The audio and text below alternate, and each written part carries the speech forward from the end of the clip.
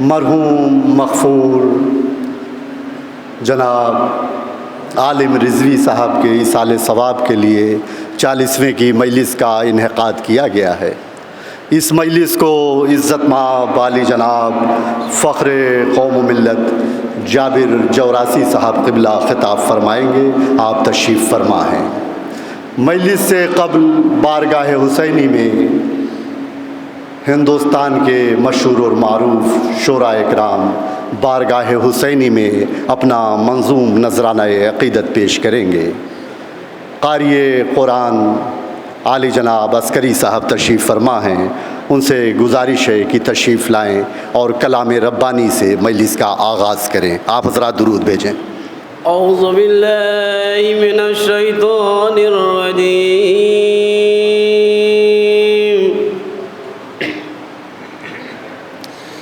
بسم اللہ الرحمن الرحیم،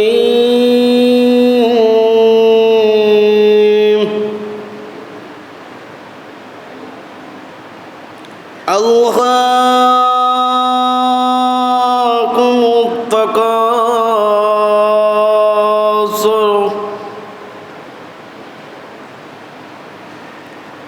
الہاکم التکاثر حتی زرتم المقابر،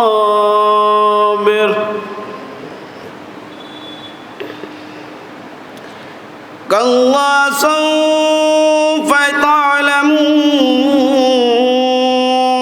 ثم کلا سوف تعلمون،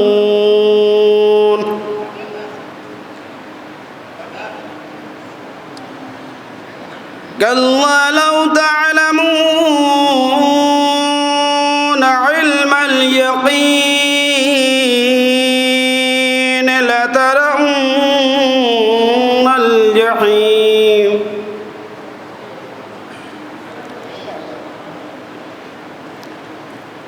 ثم لترونها عین الیقین،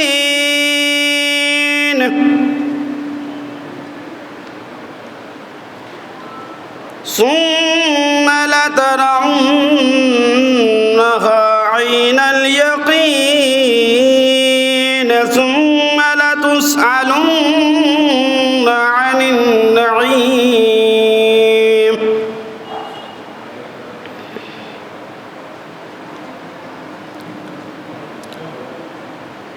بسم اللہ الرحمن الرحیم،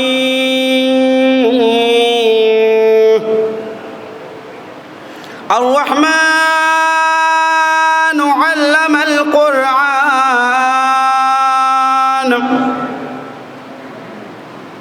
خلق الإنسان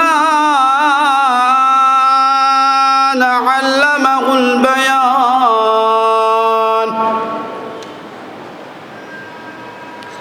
الشمس والقمر بحسبان،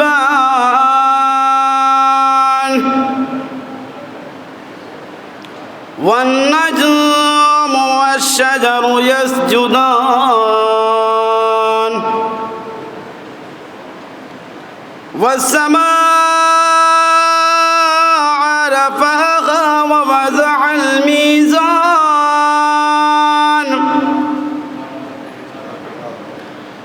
ألا تطغوا في الميزان،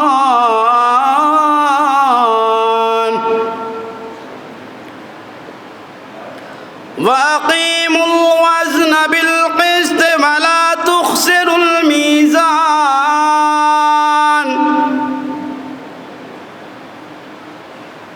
والأرض وضعها للأنام،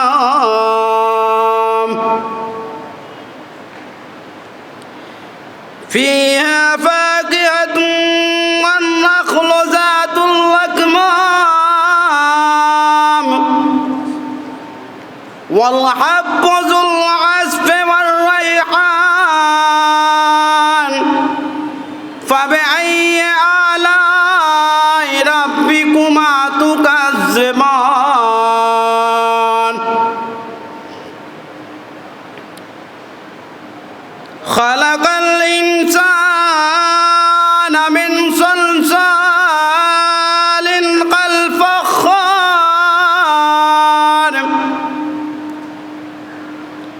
وخلق الجان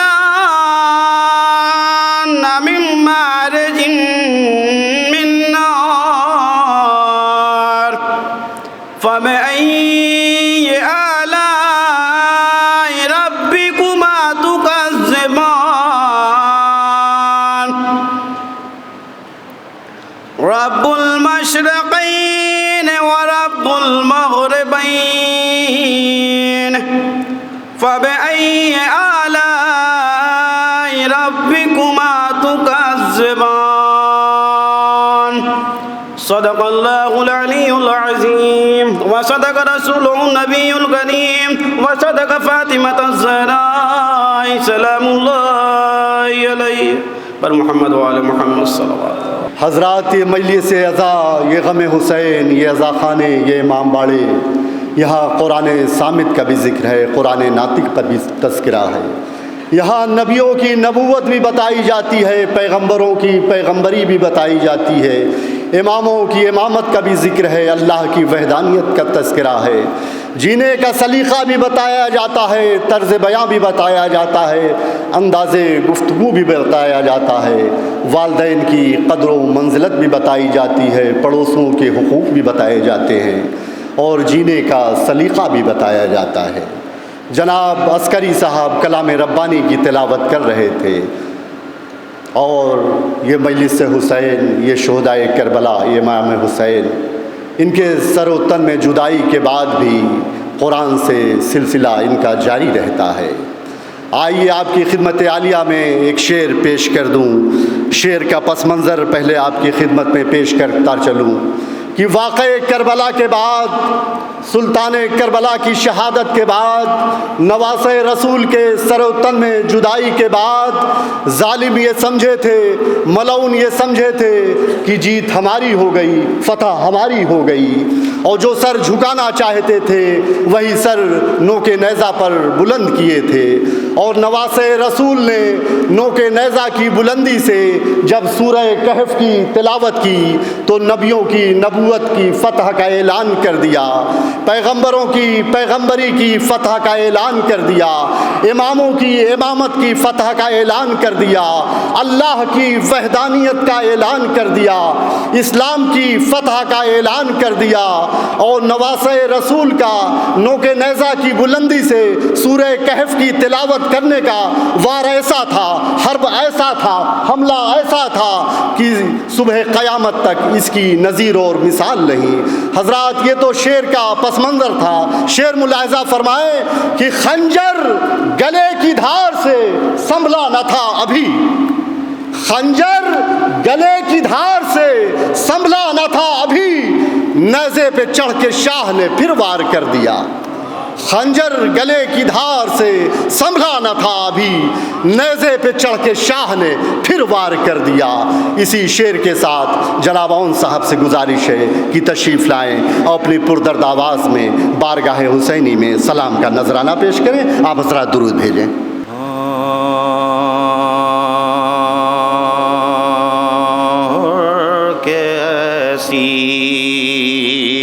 نہ کسی اور کو تقدیر ملی، حر کیسی نہ کسی اور کو تقدیر ملی، جس کو دوزخ کے عوض خلد کی جاگیر ملی، جس کو دوزخ کے عوض خلد کی جاگیر ملی، اور کیسی نہ کسی اور کو تقدیر ملی. ہاں پنجے تن کر گئے ثابت جو اپنے اس سے بہتر کوئی قرآن کی نہ تفسیر ملی، اس سے بہتر کوئی قرآن کی نہ تفسیر ملی، اور کیسی نہ کسی اور کو تقدیر ملی۔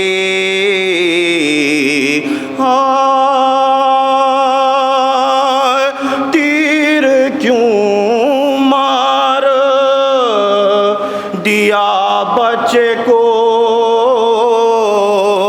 ظالم تو نے، اور مولا کون سی بے شیر کی تقصیر ملی،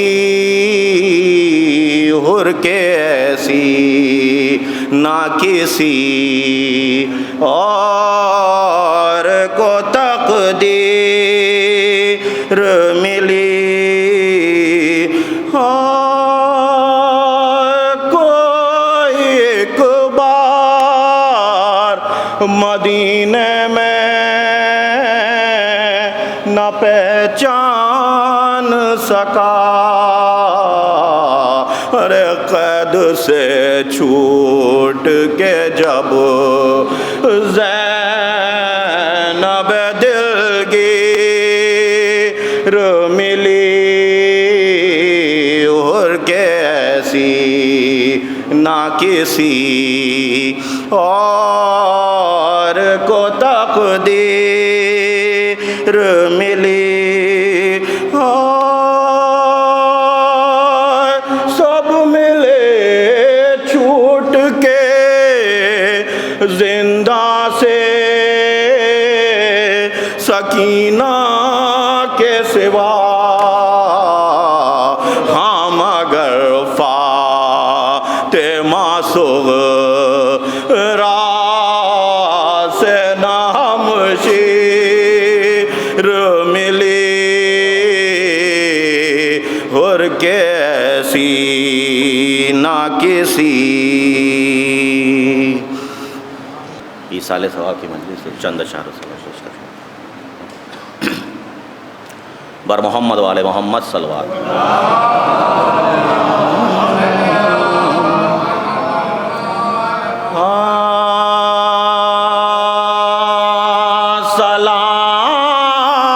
سلامی اجر ولا بے حساب لیتا جا،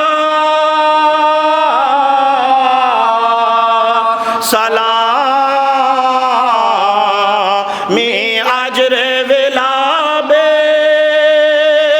حساب لیتا جا، ارے درود پڑھتا چلا جا، ثواب لیتا جا، سلامی اجر ولا بے حساب، بر محمد و آل محمد صلوات۔ ارے درود پڑھتا چلا جا، ثواب لیتا جا،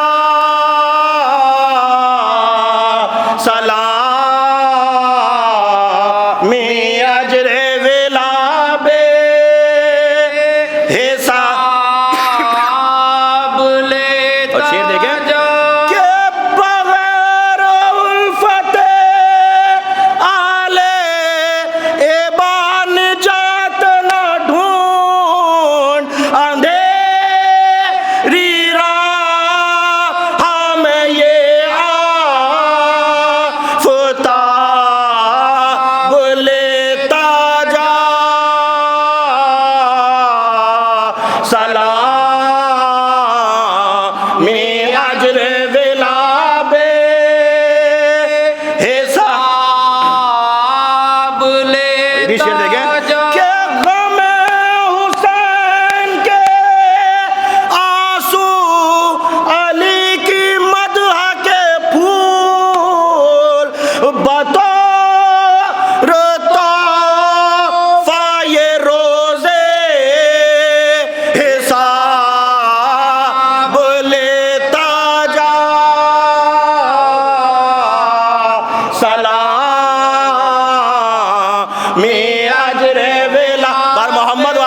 मोहम्मद सलवात। हिसाब लेता जा।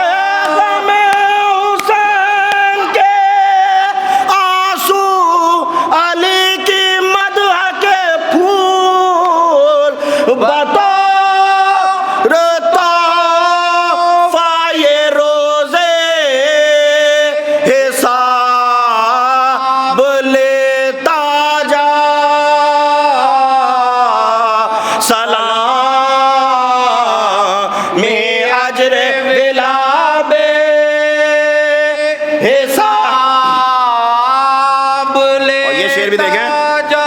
کہ وہ باب علم علی ہیں جو بند ہونا کبھی سوال کرتا چلا جا جواب لیتا جا سلام میں اجر ولا بے حساب لیتا جا۔ سلام میں اجر ولا بے یہ شعر دیکھیں کہ حبیب سے یہ کہا شہ نے وقت اذن وغا جو آ کے جائے نہ پھر وہ شباب لیتا جا سلام میں اجر ولا بے حساب لیتا جا۔ اور چلے حبیب تو بولی عروس موت کے آ میں زندگی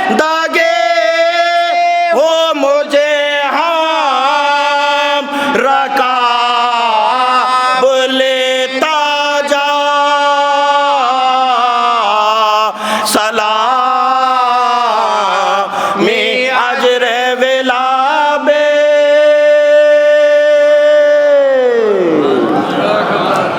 فاتحہ۔ وقت میں نے کافی لے لیا ہے، لیکن سوزخانی بنا مرثی ہے کہ میں نہیں سمجھتا کہ مکمل ہے، سے کچھ ایسے 2-3 مالک سلطنت کوفہ جو مختار ہوئے، مالک سلطنت کوفہ جو مختار ہوئے، انتقام شہداء لینے کو تیار ہوئے، جتنے قاتل تھے شہیدین کے گرفتار ہوئے، اور مومنوں سے جو لڑے کوفے وہ فی النار ہوئے، مومنوں سے جو لڑے کوفے وہ فی النار۔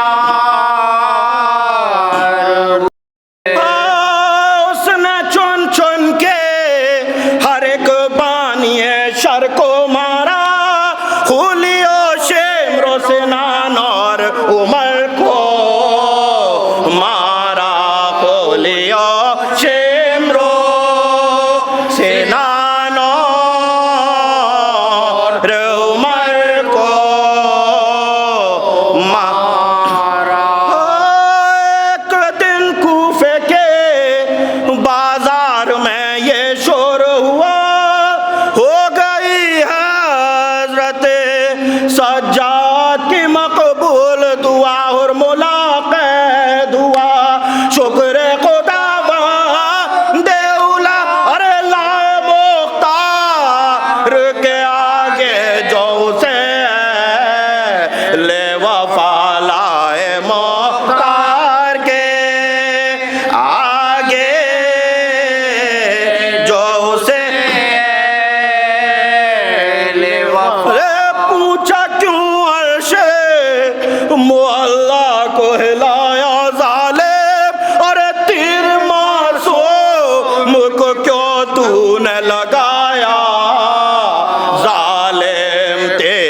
معصوم کو کیوں تو نے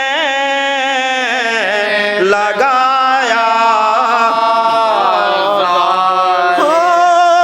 جو ستم تو نے کیے ان کا مجھے حال سنا ہاتھوں کو جوڑ کے یہ اسے تمہارا نے کہا رے تیر چھتے میرے لتش کر میں وطن سے جو چلا اور 3 تیروں نے تو کرن میں نشانے سے خطا 3 تیروں نے تو کرن میں نشانے سے غم سے دلالے محمد کا دکھایا میں نے 3 تیروں کو نشانے پہ لگایا میں نے 3 تیروں کو نشانے پہ لگا بس آخری بند پڑھ رہا ہوں ایک تو مشق کو جب لے کے علمدار چلا صورت شیر سوئے سید ابرار چلا ارے کٹ گئے شان جو تلوار کا ایک وار چلا اور مشق کو دانتوں سے پکڑے ہوئے جرار چلا مشق کو دانتوں سے پکڑے ہوئے جرار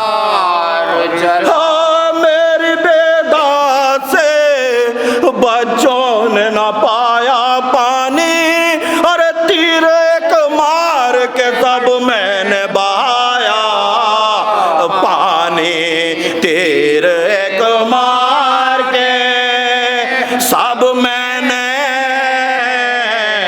بہایا پانی مالک سلطنت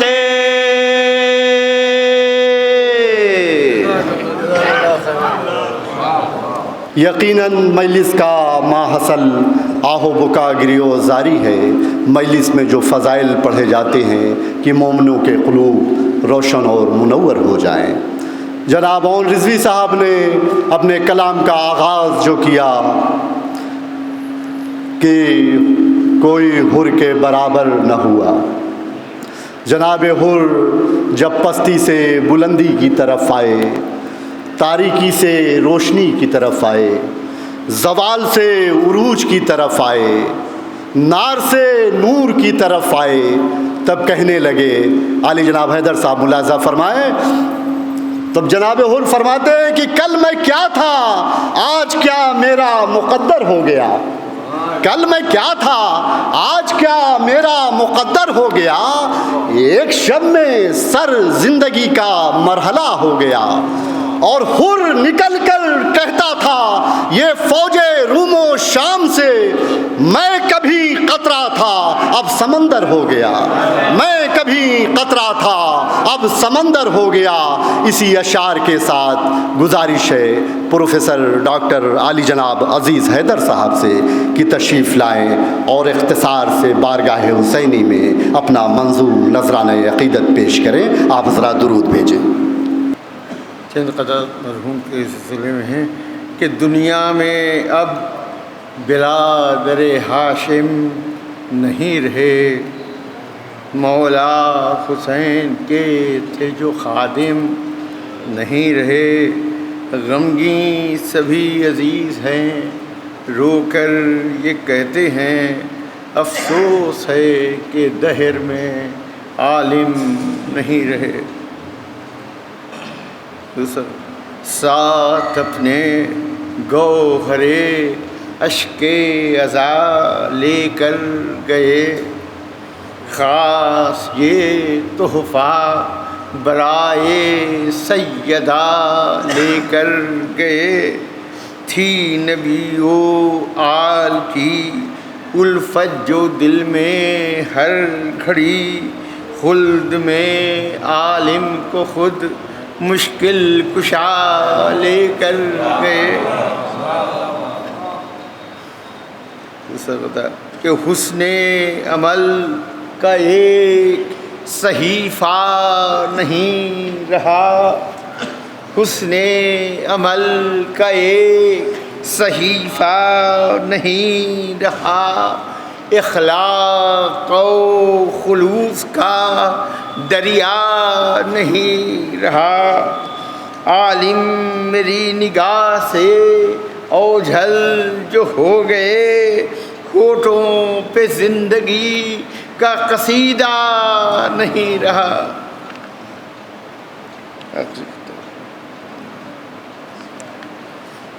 چوتھے امام کے سلسلے میں کہ دروں کو تنے شہ پہ لگاتے تھے ستمگر. دروں کو تنے شہ پہ لگاتے تھے ستمگر. بیمار کو کھینچے لیے جاتے تھے ستمگر. عابد کو وہ دیتے تھے ہر ایک طرح کی ایذا، اور ہر گام پہ حضرت کو رلاتے تھے ستمگر. ایک سے نام کی چند اشعار پیش کر رہا ہوں.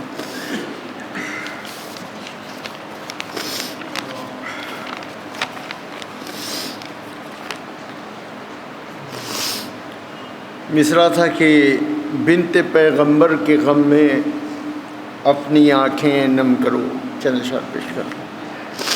جو لکھا قرآن میں ہے اس پر عمل پہم کرو. جو لکھا قرآن میں ہے اس پر عمل پہم کرو.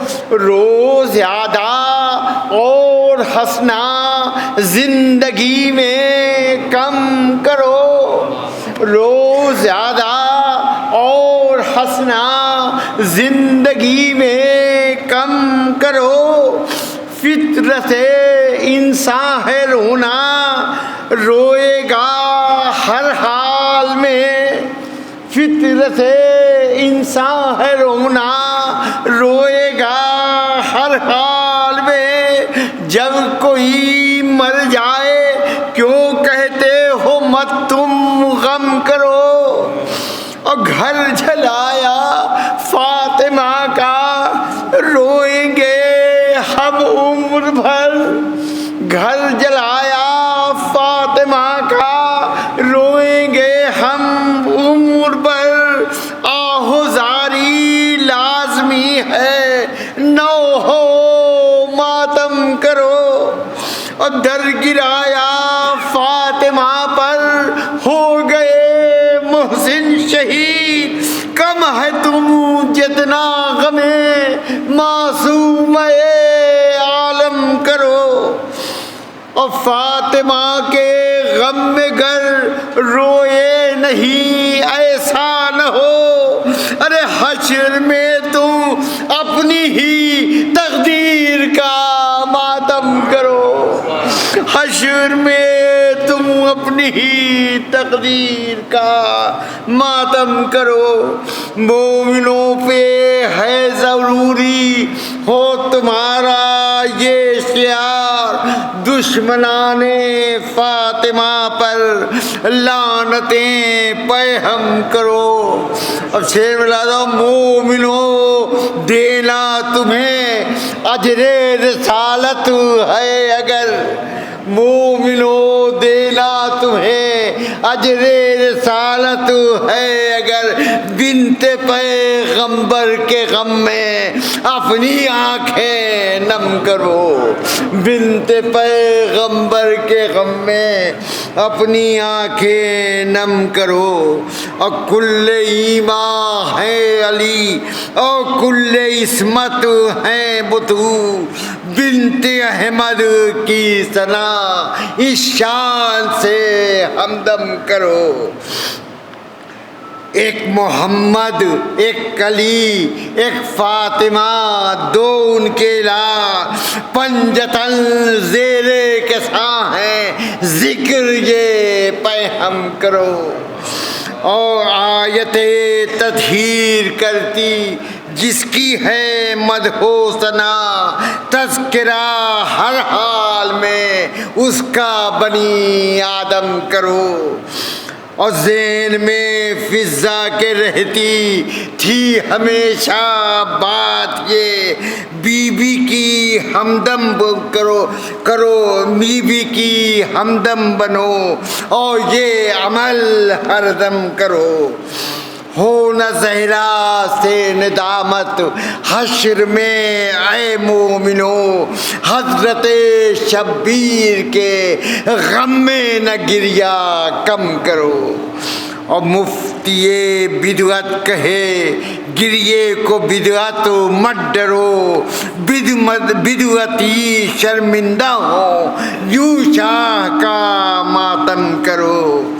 اور سیرت احمد پہ چلنا مرد مسلم کی ہے شان، کلمہ گویو اتباع سرور عالم کرو۔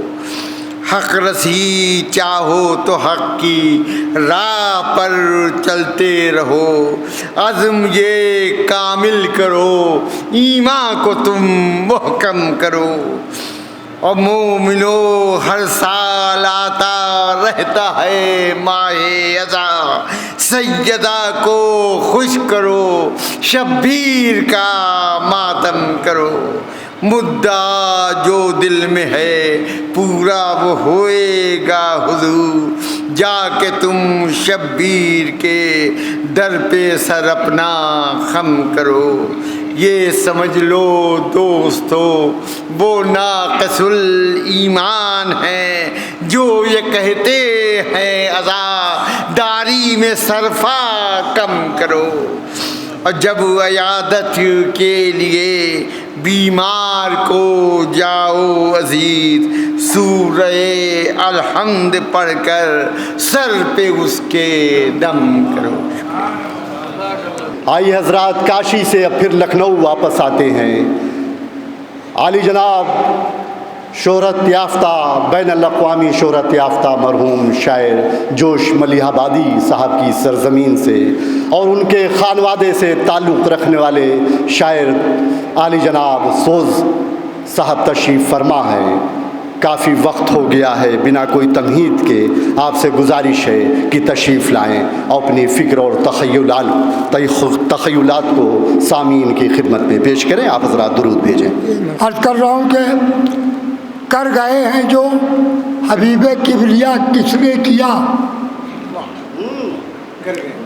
کر گئے ہیں جو حبیب کبریا کس نے کیا، رہزنوں غارت گروں کو رہنما کس نے کیا، اور کس نے دنیا سے مٹایا امتیاز نسل و رنگ، دہر میں انسانیت کا ارتقا کس نے کیا۔ اور توجہ چاہوں گا کہ صورت انسان میں آئے ہیں، یہ ہے ان کا کرم، صورت انسان میں آئے ہیں یہ ہے ان کا کرم، لیکن ان کے اس کرم کا حق ادا کس نے کیا۔ صورت انسان میں آئے ہیں یہ ہے ان کا کرم، لیکن ان کے اس کرم کا حق ادا کس نے کیا، اور کس میں جرأت تھی بھلا اس کے نواسے کے سوا، کس میں جرأت تھی بھلا اس کے نواسے کے سوا، صبر مشکل تھا جہاں شکر خدا کس نے کیا۔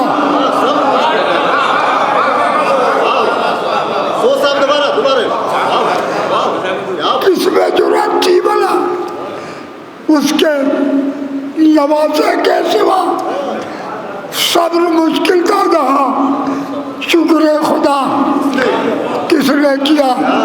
اور توجہ چاہوں گا کہ حق کی خاطر زور بازو سے مسلسل ایک جہاد، حق کی خاطر زور بازو سے مسلسل ایک جہاد، بدر سے تا سرزمین کربلا کس نے کیا؟ اور دیکھیے یہ منقبت کا چھٹا شعر، یہ میرا ذاتی عقیدہ اور ایمان ہے کہ خدا نے مولا کو در خیبر شکن کے لیے ہی مبعوث فرمایا تھا۔ اس شعر کو آپ اس پس منظر میں دیکھیں گے تو پورا لطف اٹھائیں گے، اس لیے کہ ہمارے آپ کے لیے لا فتح الا علی، لا صاحب الا ذوالفقار ہے۔ میں نے کیا محسوس کیا ہے وہ سماعت کیجیے۔ میں عرض کرتا ہوں کہ لا فتح الا علی، لا فتح الا علی، لا فتح الا علی، لا فتح الا علی۔ ان کو باب العلم، ان کو مرتضیٰ کس نے کیا؟ اور وہ بشر ہوتا تو ملتا لن ترانی میں جواب، وہ بشر ہوتا تو ملتا لن ترانی میں جواب، ہے بشر تو زیر پا عرش اولا کس نے کیا؟ اور وہ بشر ہے تو جمال کبریا پھر کون ہے؟ جسم سے سایہ جدا کیسے ہوا؟ کس نے کیا؟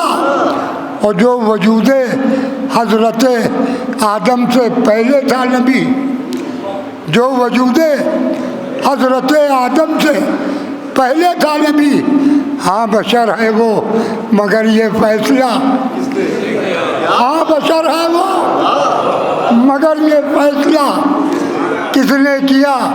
اور شاہ مولا کا کرم کچھ خاص تجھ پر سوز ہے، وارث عشق محمد مصطفیٰ کس نے کیا؟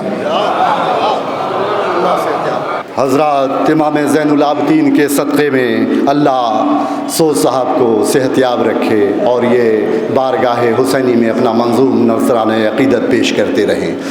حضرات نظم کے سلسلے کو یہیں روکتے ہوئے نثر میں اس مجلس کو خطاب کرنے جا رہے ہیں عالی جناب ذاکر اہل بیت جابر جوراسی صاحب۔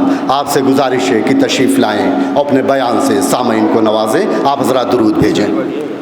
ایک مرتبہ سورہ حمد اور 3 مرتبہ سورہ توحید کی تلاوت کر کے مرحوم محمد عالم صاحب ابن زین العابدین صاحب مرحوم کی روح کو احسان فرمائیں۔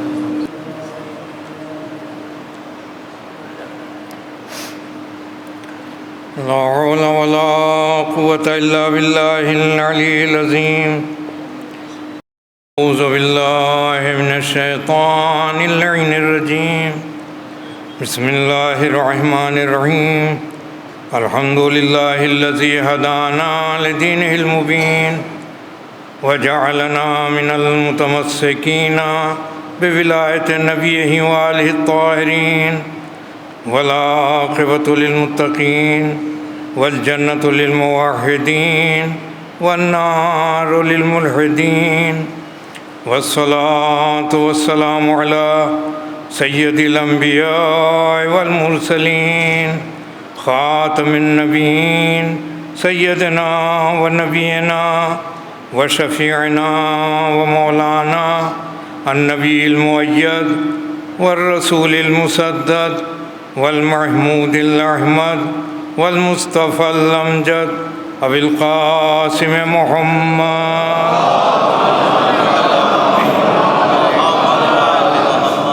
الطیبین الطاہرین المعصومین المظلومین المقتولین ولعنۃ اللہ علی اعدائہم ومنکر فضائلہم وغاصب حقوقہم وقاتلیہم اجمعین من الآن الی یوم الدین، اما بعد فقد قال سبحانہ تبارک و تعالی وقولہ الحق۔ بسم اللہ الرحمن الرحیم۔ قل ان الموت الذي تفرون منه فإنه ملاقيكم ثم تردون إلى عالم الغيب والشهادة فَيُنَبِّئُكُم بِمَا كُنتُمْ تَعْمَلُونَ۔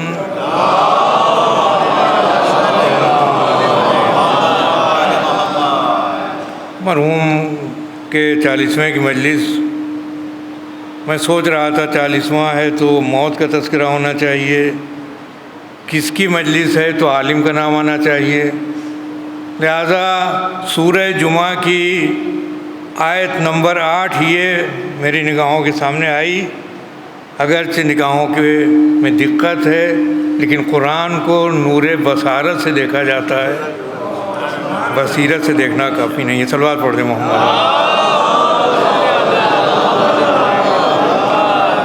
یہودیوں کا تذکرہ ہے کہ جو موت کے تاجر بن کر تو آتے ہیں لیکن موت سے ڈرتے بھی بہت ہیں، خود موت سے ڈرتے ہیں، لہذا ارشاد ہوتا ہے تذکرہ ہوتے ہوتے اور پھر یہ آیہ کریمہ آتی ہے قُلْ إِنَّ الْمَوْتَ الَّذِي تَفِرُّونَ مِنْهُ فَإِنَّهُ مُلَاقِيكُمْ، کہ دیکھو اگر موت تو وہ ہے کہ جس سے تم فرار اختیار کرو گے تو یہ تم سے مل کے رہے گی، تم تک آ کے رہے گی۔ ثُمَّ تُرَدُّونَ إِلَىٰ عَالِمِ الْغَيْبِ وَالشَّهَادَةِ، پھر تمہیں پلٹا دیا جائے گا کہ جو ظاہر کا بھی عالم ہے اور باطن کا بھی عالم ہے۔ فَيُنَبِّئُكُم بِمَا كُنتُمْ تَعْمَلُونَ، اور جو کچھ تم کر گزرے ہو پھر اس سے تمہیں آگاہ کر دیا جائے گا۔ معلوم یہ ہوتا ہے موت حد فاصل ہے اپنی کارکردگی کو یا اپنی کارستانیوں کو ظاہر کرنے کے سلسلے میں۔ موت درمیان میں آ جاتی ہے تب پتہ چلتا ہے کہ اس کے کارنامے کیا تھے، موت آ جاتی ہے تب پتہ چلتا ہے کہ اس کی کارستانیاں کیا تھیں، کیا برائیاں کر گیا یہ موت کے بعد سامنے آتا ہے، کیا اچھائیاں انجام دے گیا یہ موت کے بعد سامنے آتا ہے۔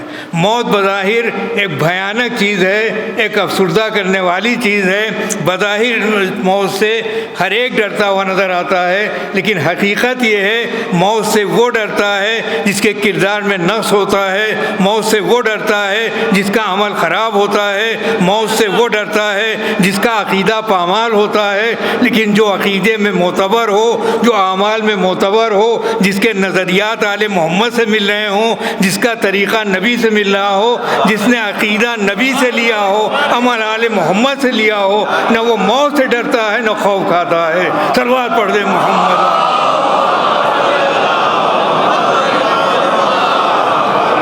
اور اس سلسلے میں اگر کوئی جگہ ملتی ہے، ہمیں کوئی مقام ملتا ہے، کوئی علاقہ ملتا ہے تو وہ کربلا ہے۔ ابھی آپ نے سنا ایک ملی آباد کے ایک ایسے گھرانے سے تعلق رکھنے والے کہ جو مشہور ہے جناب جوش ملی آبادی کا گھرانہ، وہ خود کیا کہتے ہیں، کر دیا تو نے یہ ثابت اے دلاور آدمی، زندگی کیا موت سے لیتا ہے ٹکر آدمی، لشکروں کو رون سکتے ہیں 72 آدمی، کاٹ سکتا ہے رگے گردن سے خنجر آدمی، ذوف ڈھا سکتا ہے ڈنکے کوثر و افسر کو، ذوف ڈھا سکتا ہے قصرے کیسر و افسر کو، آپ گینے توڑ سکتے ہیں حصار سنگ کو۔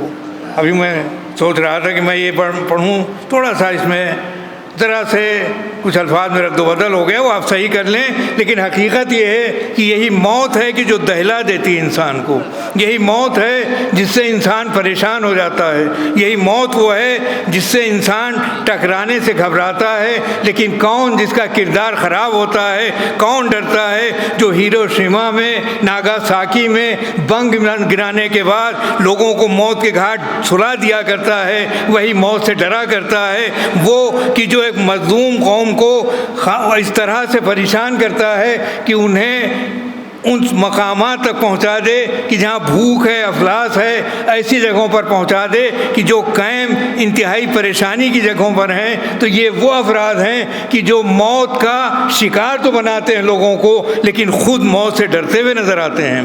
تو جب موت سے ڈرتے ہیں تو یقیناً ایک ایسا علاقہ ہماری نگاہوں میں ہونا چاہیے کہ جو موت سے ڈرنے والا علاقہ نہ ہو، بلکہ موت کی آنکھوں میں آنکھیں ڈالنے کے بعد مقابلہ کرنے والا علاقہ ہو۔ کون ہے کہ جو موت کا ذائقہ پہچانتا ہے؟ عزیزان گرامی، ذائقہ موت سے کائنات محروم رہتی اگر کربلا کا ایک کمسن بچہ نہ ہوتا جس نے یہ بتا دیا ہو کہ دیکھو اے چچا جان، میں موت کو شہد سے زیادہ شیریں پاتا ہوں۔ یہ شہد سے زیادہ شیریں نہیں ہے، بلکہ عظمت کردار کی گواہی ہے، عظمت سیرت کی گواہی ہے، نیک عقائد کی گواہی ہے۔ صلوات پڑھ دیں محمد۔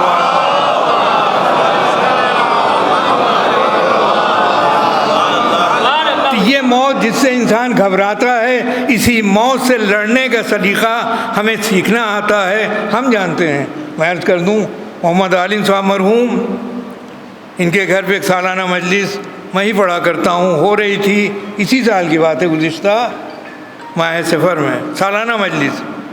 میں نے وہاں بیان کیا کہ عزاداری وہ ہے کہ جو امیونٹی پیدا کرتی ہے، قوت مدافعت پیدا کرتی ہے۔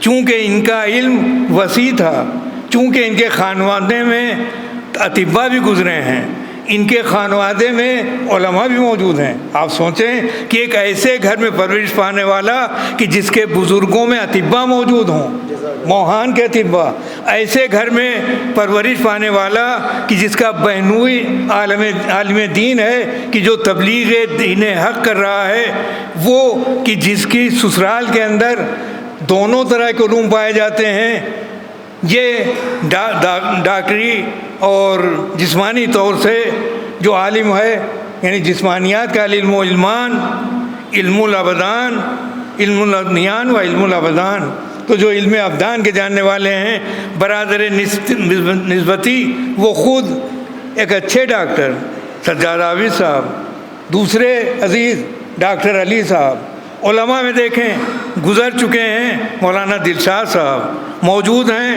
مولانا محمد رضا صاحب، یعنی ایسے ماحول میں پڑھنے اور بڑھنے والا کہ جہاں اطباء کا علم بھی پایا جاتا ہو اور علماء کی تعلیم بھی پائی جاتی ہو۔ گویا بتا دیا کہ جب اس پرورش میں کوئی آگے بڑھتا ہے، ترقی کرتا ہے، تو نتیجے میں علم اس کے پاس پایا جاتا ہے۔ عالمی حالات پر نظر محمد عالم صاحب سے زیادہ شاید کو میں نے دیکھا ہو، جب بھی ملاقات ہوتی، جب بھی بیٹھتے، عالمی منظر ناموں کو پیش کر کے رکھ دیتے، فلاں نے یہ کہا ہے، فلاں یہ کہتا ہے، فلاں کا یہ نظریہ ہے، فلاں کی یہ سازش ہے، یعنی ساری دنیا کے اوپر نظر رکھنے والے تھے یہ، اس لیے کہ علوم سے ان کا تعلق تھا، اور اگر علم کا تعلق نہ ہو، اگر علوم سے کوئی وابستگی نہ ہو، تو انسان ہی کیا ہے؟ حقیقی عالم تو وہی ہے جو اعلان کر رہا ہو، جس جو پوچھنا ہو پوچھ لو، میں آسمان کے راستوں کو زمین کے راستوں سے زیادہ جاننے والا ہوں۔ سلونی قبل ان تفقدونی، قبل اس کے کہ مجھے کھو دو، مجھ سے پوچھ لو۔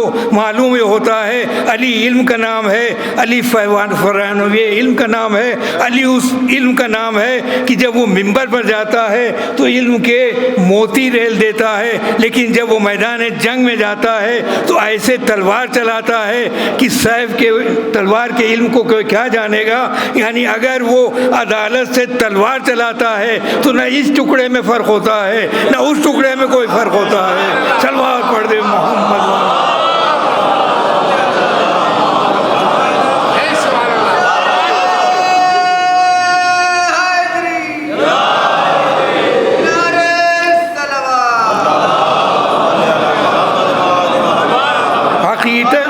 حقیقتاً اس علی کا ماننے والا علم کی دنیا میں چہل قدمی کر رہا ہوگا، ادھر ادھر نہیں جائے گا، اس لیے کہ اس سے تعلق ہے کہ جہاں علم ہی علم پایا جاتا ہے، جو منبر پر جا کر دعوائے سلونی کرتا ہے۔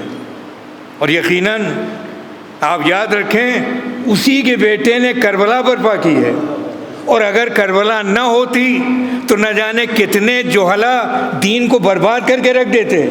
اگر کربلا نہ ہوتی تو علم کا جو کارواں چلا ہے وہ کارواں کسی وادی میں کھو کر رہ جاتا۔ اگر کربلا نہ ہوتی تو پتہ نہ چلتا کہ کس طرح سے حق و باطل کا معرکہ ہوتا ہے۔ یقیناً جوہلا جب کلہ علم کو ٹھکراتے ہیں، پھر دیکھیے یہی جوش ملی آبادی کہتے ہیں، جوہلا جب کلہ علم کو ٹھکراتے ہیں، ٹھیک سے سنیے گا اس بند کو، ایک ایک مصرے کو سنیے گا، جوہلا جب کلہ علم کو ٹھکراتے ہیں، عمرا دین کو جب بیچ کے کھا جاتے ہیں، عمرا دولت فانی پہ جب اتراتے ہیں، علماء دین کو، میں اٹک کے پڑھ رہا ہوں، ہے بہت ہی افسوس کی منزل، علماء دین کو جب بیچ کے کھا جاتے ہیں، جو حسینی ہیں وہ میدان میں نکل آتے ہیں اور دھجیاں دامن دولت کی اڑا دیتے ہیں، بعد سر کو چراغوں سے بجھا دیتے ہیں۔ صلوات پڑھ دیں محمد۔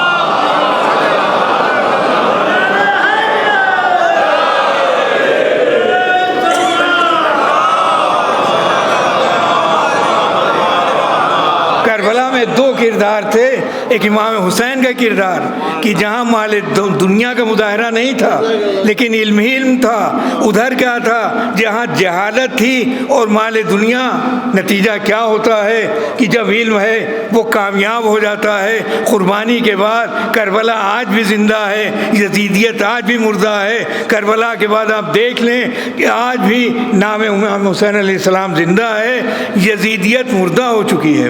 یقیناً یہ وہ تھے کہ کربلا کے میدان میں آپ نے ثابت کر دیا کہ جو حسینی ہوا کرتے ہیں وہ کیا انقلاب برپا کر دیتے ہیں۔ اب دیکھیں کہ اس وبا کو ہرانا یہ بھی ایک کارنامہ، لیکن کیسے ہرایا جائے؟ آپ نے دیکھا ہوگا، آپ غور فرمائیں اور انشاءاللہ آئندہ بھی دیکھیں گے۔ ہمارا عقیدہ ہے، ممبر سے عرض کر رہا ہوں، کچھ تجربہ بھی ہے کیا؟ کتنے اجتماعات ہوئے، الزامات لگے، فلاں اجتماعات سے یہ وبا پھیل گئی، فلاں جگہ سے وبا پھیل گئی، لیکن کوئی ایک خبر آپ دکھائیں کہ فلاں مجلس اعضاء سے وبا پھیل گئی، فلاں اجتماع سے وبا پھیل گئی، فلاں جلوس سے وبا پھیل گئی۔ معلوم یہ ہوتا ہے وباؤں کا خاتمہ نام حسین سے ہوتا ہے۔ وبائیں پھیلتی ہیں یزیدیت کے ذریعے۔ صلوات پڑھ دیں محمد۔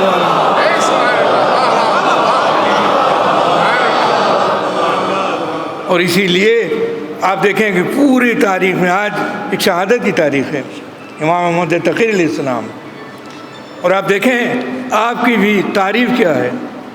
ایک کمسن بچہ، یا آخر ذی قعدہ چاہے 30 ہو کسی کے لحاظ سے یا 29، شہادت کے لیے آخر ذی قعدہ ہے، معتصم باللہ کے زہر سے شہید ہوئے آپ۔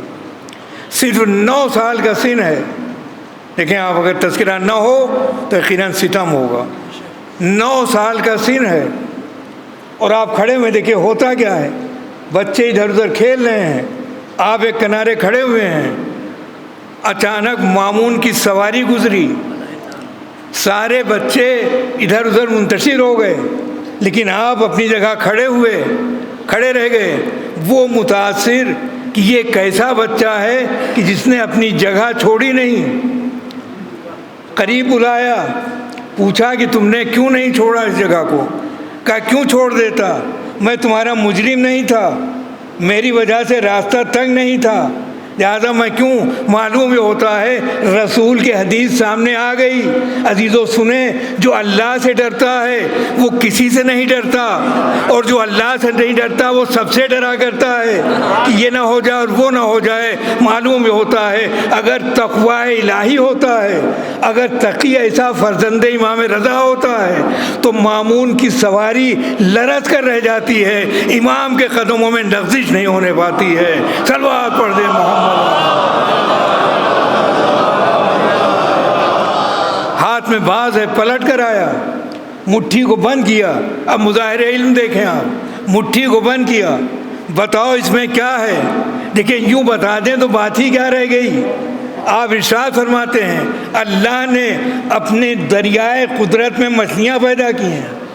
اب آپ توجہ کریں، آپ نے کتابوں میں دیکھا ہوگا، تاریخی کتابیں ہیں، یہ لفظ کیسا ہے؟ دنیائے قدرت میں۔ یہ کیوں نہیں ارشاد فرما دیا سمندروں میں، دریاؤں میں، نہروں میں مچھلیاں پیدا کی ہیں؟ نہیں، آپ نے خبر دیکھی ہوگی عرصہ پہلے جب میں نازمیہ میں پڑھتا تھا، اخباروں میں خبر چھپی تھی کہ آسمان سے جب بارش برسات کا زمانہ ہے، بارش نہیں ہو رہی، آپ دعا کریں انشاءاللہ ہوگی بارش. تو جب بارش ہوئی تو مچھلیاں پانی کے ساتھ آ گئیں. تحقیق ہونے لگی، سائنسدانوں نے نتیجہ نکالا کہ جب سمندر سے بھاپ اٹھتی ہے تو نتنی مچھلیاں بھی آسمان پر پہنچ جاتی ہیں، اور جب بارش ہوتی ہے تو زمین پر آ جاتی ہیں. اب امام کا جملہ آپ دیکھیں، اللہ نے دنیا قدرت میں مچھلیاں پیدا کی ہیں. شاہان وقت باز کے ذریعے شکار کرنے کے لیے نکلتے ہیں، اور جب باز ان مچھلیوں کو شکار کر کے لاتے ہیں تو وہ مٹھیوں میں بند کرنے کے بعد خاصان خدا کا امتحان لیا کرتے ہیں. بات بھی کہہ دی، علم کا مظاہرہ بھی کر دیا. گویا دیکھ لو، اولنا محمد، اوسطنا محمد، آخرنا محمد، کلنا محمد، ہم سب کے سب محمد ہی محمد ہیں. علم ہی علم ہے، تقویٰ ہی تقویٰ ہے، زہد ہی زہد ہیں. یعنی جس کو دیکھ دو وہ کمالات کا مجموعہ نظر آئے گا. اب جب یہ دیکھا تو مامون رشید یقیناً پر باپ نے، آپ نے دیکھا یہ وہی امام رضا علیہ السلام کو زہر دینے والا. صلوات پڑھ دیں محمد والا.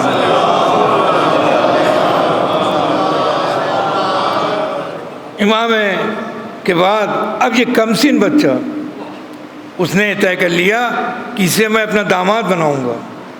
9 سال کا سن ہے فقط. جب کہا میں داماد بناؤں گا، اب جتنے جوہلا تھے ان کی پیشانیوں پر پسینے آ گئے، لیکن وہ مطمئن ہے اس لیے کہ اب تک دیکھا تو یہی تھا کہ میں ہارا کس چیز سے ہوں. میں فقط علم سے ہارا ہوں، ورنہ دولت میرے پاس بہت تھی، سائنس بھی میرے پاس تھی، میرے پاس علوم بھی اس طرح کے تھے دنیاوی، لیکن جو علم ان کا ہے اس علم کے مقابلے میں کچھ بھی نہیں. لہذا وہ ہار گیا تھا. اب اپنی بیٹی کو دینے کا ارادہ کیا. معلوم یہ ہوتا ہے یہ تاریخ رہی ہے اور یہ دکھایا گیا ہے کہ جب عظمت علم کو تسلیم کیا جاتا ہے تو بیٹیوں کے ذریعے سے عقد کیا جاتا ہے. یہ بھی ایک صورتحال سامنے آتی ہے. چنانچہ جب یہ ارادہ کر لیا لوگ پریشان ہو گئے، یہ کیا بنی عباس کے اوپر زوال آ جائے گا. لہذا چیمی گوئیاں ہونے لگیں. کہا اچھا اگر ایسا معاملہ ہے تو آؤ اس بچے سے مناظرہ کر لو.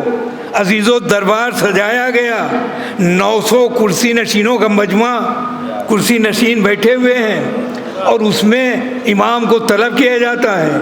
قاضی القضات یعنی چیف جسٹس یحییٰ ابن اقسم کو بلایا جاتا ہے. تمہیں ان سے مقابلہ کرنا ہے، تمہیں ان سے مناظرہ کرنا ہے. بزم سج جاتی ہے، بزم سج گئی، اور اب امام کو بلایا جاتا ہے، اپنے پہلو میں بٹھایا. گویا یہ دکھا دیا کہ جو صاحب عظمت ہوتا ہے اس کی عظمت کا مظاہرہ ہوا ہی کرتا ہے. اگر شاہی بلندی کا مظاہرہ کر جائے تو بات ہی کیا رہ گئی. شاہی نے خود یہ بتا دیا وہ کتنا بلند ہے. جب بیٹھتا ہے تو شاہ کے برابر بیٹھتا ہے، جب بزم میں جاتا ہے تو علماء سے بلند تر نظر آتا ہے. یہ اس کے علم کا کمال ہے. چنانچہ 9 سال کے سن میں مناظرہ شروع ہوا. اب سوال کیا؟ سوال پہلے کس سے کیا جائے، کیسے سوال ہو. اب دیکھیے بات آئی اور کس طرح سے ایک دوسرے کا سامنا ہوا، معاملہ آ گیا. اب پہلے یحییٰ ابن اقسم اس نے سوال کیا، قاضی القضات نے امام سے سوال کیا. یہ بتائیں، آپ بہت توجہ کریں گے، علم کی بات ہے اور عالم صاحب کی مجلس ہے. ایسا سوال کا یہ بتائیں آپ، امام نے اس سے سوال کے پہلے کہ یہ بتاؤ کہ ایک ایسا شخص کہ جس کے اوپر ایک عورت صبح کو حرام تھی. امام نے یحییٰ ابن اقسم سے سوال کر لیا. صبح کو حرام ہے، چاشت کے وقت یعنی جب سورج بلند ہو گیا تو حرام ہو گئی، ظہر کے وقت حلال ہو گئی، عصر کے وقت حرام ہو گئی، مغرب کے وقت حلال ہو گئی، عشاء کے وقت حرام ہو گئی، آدھی رات کو حلال ہو گئی، اور صبح کو وہ حرام ہو گئی. شقیں بیان کر دیں. بتاؤ یہ کیسے کیسے ہوا. فبہت الذی کفر، اب تو مبہوت ہو کر رہ گیا. معلوم یہ ہوتا ہے امامت جسے مبہوت کر دے وہ کاروان کفر کا کارندہ ہوتا ہے. اور جہاں امامت سرتاج نظر آئے اور سربلند نظر آئے حقیقتاً وہی وارث علم رسالت ہوا کرتا ہے. اب یہ جو سوال کر دیا وہ مبہوت کیا کرے اور کیسے جواب دے. کہا فرزند رسول آپ ہی بیان کریں. تو آپ نے بیان کرنا شروع کیا. دیکھو یہ جو رات کو حرام تھی وہ کسی کی کنیز تھی.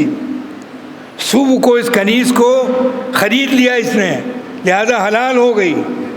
اب اس کو حلال ہونے کے بعد آزاد کر دیا، حرام ہو گئی.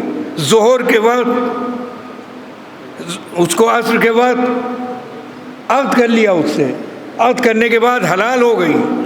پھر اس کو طلاق بائن دے دی. دیکھیے طلاق کا بھی مسئلہ ابھی میں عرض کروں گا. طلاق بائن، طلاق رجی کا طلاق رجی دے دے، یعنی رجوع کرنے والی طلاق جس میں رجوع ہو سکتا ہے. اب یہ حرام ہو گئی. اب اس نے رجوع کر لیا، حلال ہو گئی. زہار کیے یعنی ماں کی پشت سے اس نے تجویز دے دی، لہذا حرام ہو گئی. کفارہ ادا کر دیا، لہذا پھر وہ حلال ہو گئی. اب یہ 8 صورتیں بیان کر دیں اور اس سلسلے میں سارے مسائل بیان کر دیے. تو وہ ایک مرتبہ پریشان ہوا کہ اب تمہیں جو سوال کرنا ہے وہ کرو. اس نے سوال کیسے کیا؟ اس نے امام سے پوچھا یہ بتائیں آپ حالت احرام میں اگر کسی نے شکار کر لیا تو اس کا کفارہ کیا ہے؟ کا ناقص سوال. 9 سال کا بچہ کہہ رہا ہے، ادھورا سوال، آدھا سوال. پسینہ یوں ہی آ گیا کہ آدھا سوال کیسا؟ کہ یہ تم نے بتایا نہیں کہ جب اس نے شکار کیا تو واقف مسئلہ تھا کہ جاہل مسئلہ تھا.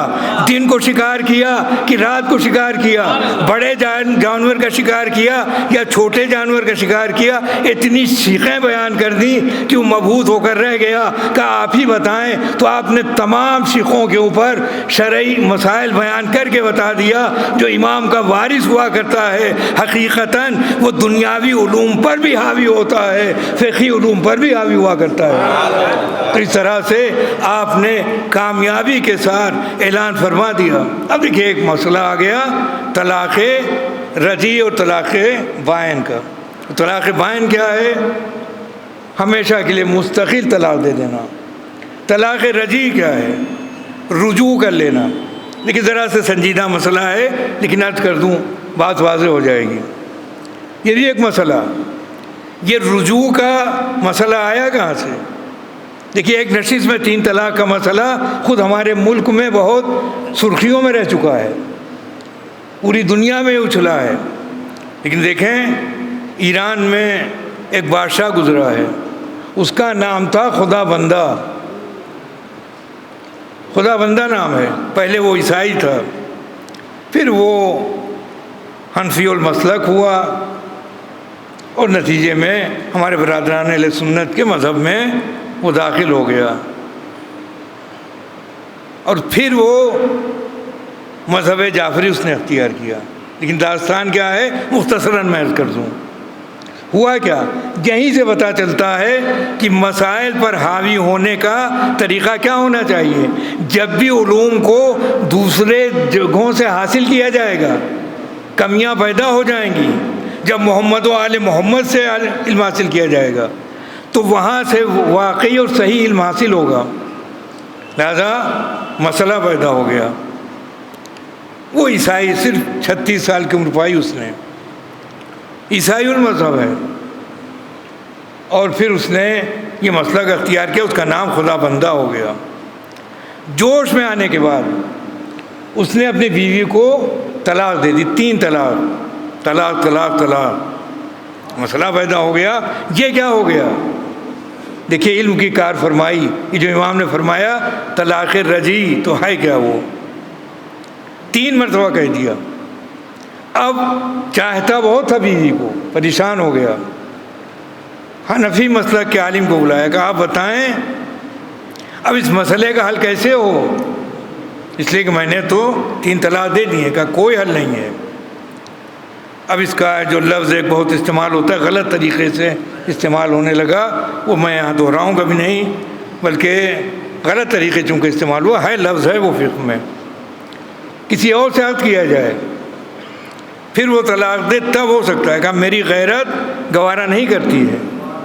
تو یہ جو ایک منزل میں آ کر ہے یہ تو صرف اس لیے کہ جب انسان بار بار شریعت کو کھیل بنا لے تب جا کر کئی منزلوں سے گزرنے کے بعد کئی مرحلے اس کے تب یہ منزل آئے گی، اس کی غیرت کو للکارا جائے گا کہ تم نے عورت کو کھیل تماشا سمجھ رکھا ہے، نہیں بلکہ ایک محترم عزت والی خاتون ہے، لہذا غلط طریقہ ہے۔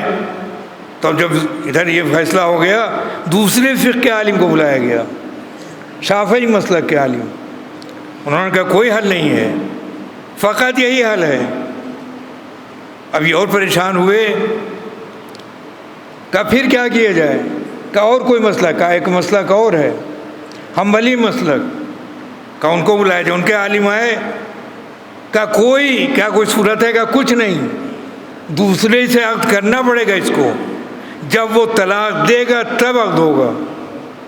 کہا اور کوئی مسلک؟ کہا مالکی مسلک، بلایا جائے عالم کو، وہ آئے، انہوں نے بھی یہی فیصلہ سنا دیا، کوئی حل نہیں ہے۔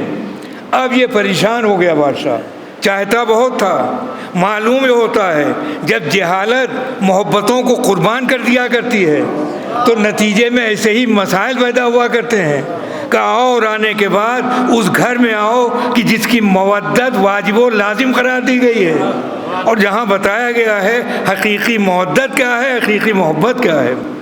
چنانچہ اب وزیر نے کہا بادشاہ سلامت، ایک مسئلہ کا اور بھی ہے جو عام طور سے پہچانا نہیں جاتا ہے۔ کہا کون؟ کہا مسلک جعفری۔ ان کے ایک عالم ہیں بہت بڑے، علامہ ہلی، مطہر ہلی، دیکھیے کیا عظمت ہے علامہ ہلی کی، لقب میں ان کے مطہر، پاک و پاکیزہ خیالات والے فقہ، بہت سی کتابیں ان کی ہیں، کہ ان کو طلب کیا جائے۔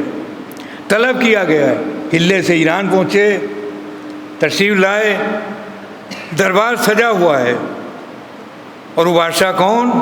خدا بندہ بادشاہ۔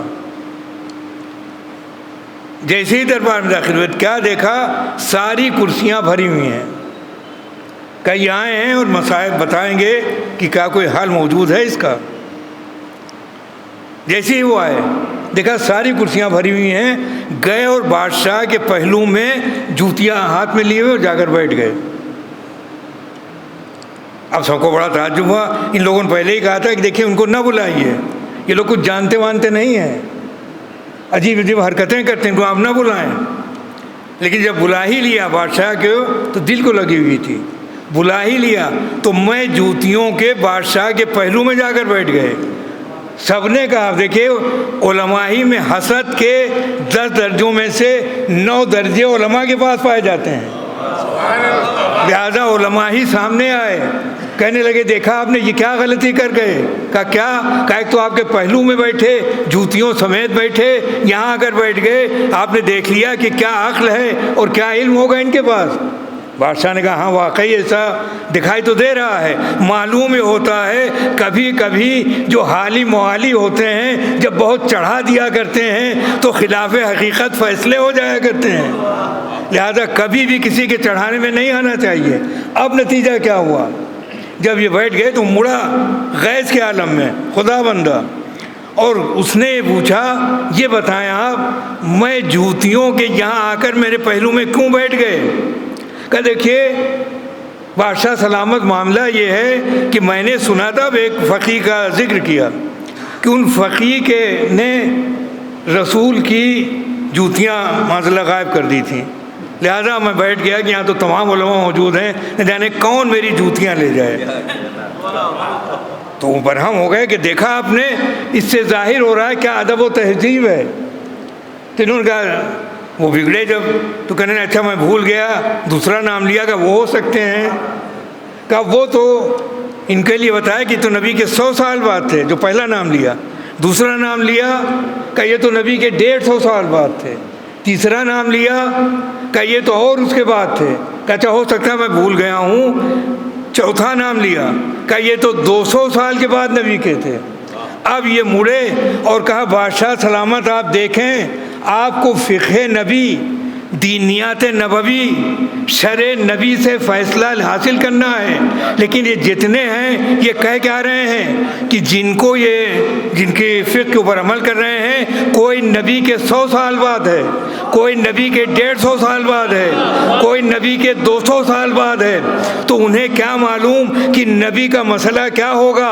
اور میں جس کو مانتا ہوں یعنی علی ابن ابی طالب علیہ السلام،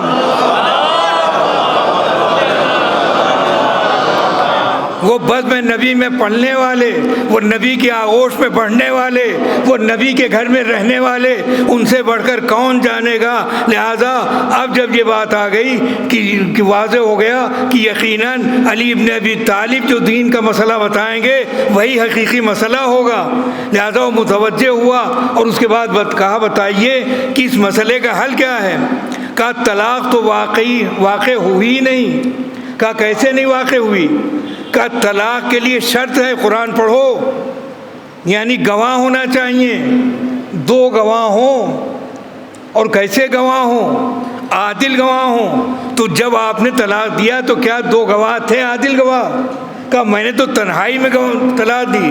کہا جب تنہائی میں طلاق دی تو قرآنی شرط تو پوری ہی نہیں ہوئی، لہذا یہ طلاق ہوا ہی نہیں. بس وہ خوش ہو گیا اور اعلان کر دیا کہ اب پورے مملکت میں جعفری مذہب کو فروغ دیا جائے اور پھر وہ کلمہ لکھا جائے جس میں ایک طرف نبی کی رسالت کی گواہی ہو، دوسری طرف ولایت علی ابن ابی طالب کی گواہی پائی جائے. صلوات پڑھ دیں محمد.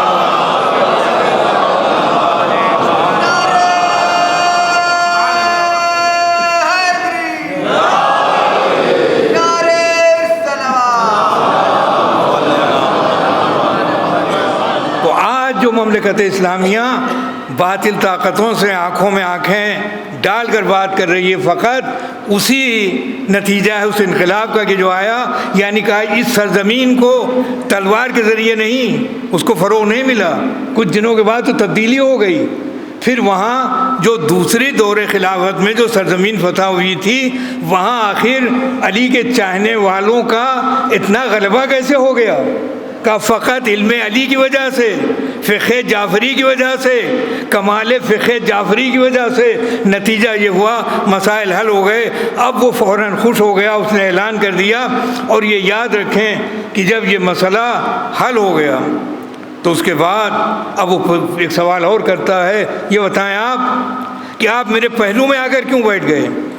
اب یہ دیکھیے سبق پڑھایا کہ دیکھو میں نبی کی سیرت پر چلنے والا، نبی کے طریقے پر عمل کرنے والا، ہمارے نبی واجب التعظیم نے یہ حکم دیا ہے کہ جب کسی بزم میں داخل ہو تو وہ جگہ جہاں خالی ہو وہاں بیٹھ جاؤ.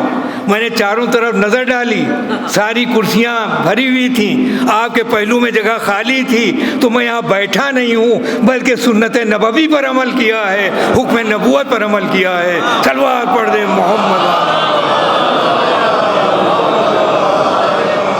اب اس بات کو یہاں تمام کرتے ہوئے میں اتنا عرض کر دوں کہ اب دیکھیے یہی خدا بندہ کا دور ہے، یہی بادشاہ ہے کہ جس کے زمانے میں دین اس نے تبدیل کیا اور یہ صورتحال پیش آئی. اب فقہ پر کتنا عمل ہوتا ہے؟ یہی وجہ ہے کہ فقہ یعنی دینیات پر اگر عمل کرنا ہے تو محمد و آل محمد علیہ السلام کی دینیات، فقہ جعفری، جس کے لیے جامع ازہر کے وائس چانسلر شیخ الشلتوت انہوں نے فتویٰ دیا تھا. ان سے پوچھا گیا ہے تو انہوں نے کہا ہے فقہ جعفری کے اوپر اسی طرح عمل کرنا چاہیے جس طرح دوسری فقہوں پر عمل کرنا چاہیے. یہ باقاعدہ ان کا لکھا ہوا فتویٰ موجود ہے شیخ شلتوت کا. تو اب دیکھیں دور ان کا ہے، شریعت پھیل چکی ہے، اسی کے دور میں ایک عالم دین ہے. عالم دین کا انداز آپ دیکھیں، آخری وقت آیا تو گھر کے لوگوں نے، تیمارداروں نے ان کا رخ ان کو اسہال کی بیماری تھی، وہ حکیم گھرانے کی مجلس ہے، لہذا اسہال یعنی دست آنے کی، اب یہ بیماری ہے، تو گھر والے کیا کرتے ہیں؟ گھر والے ان کے چونکہ آخری وقت میں قبلہ رو ہونا چاہیے، لہذا ادھر کرتے ہیں، یہ خود اپنا رخ ادھر سے ہٹا لیتے ہیں۔ بس ایک جملہ میں عرض کروں گا لیکن آپ سنیں، زیادہ طول نہ ہو، اپنے وقت کے اندر تمام ہو جانا ہے۔ بار بار اپنا رخ تبدیل کر رہے ہیں، گھر والے قبلہ رخ انہیں لٹا رہے ہیں، سکرات کا عالم ہے۔ جب یہ صورتحال پیش آئی تو لوگوں کو شبہ ہو گیا، کیا یہ دین نبی سے منحرف ہو گئے ہیں؟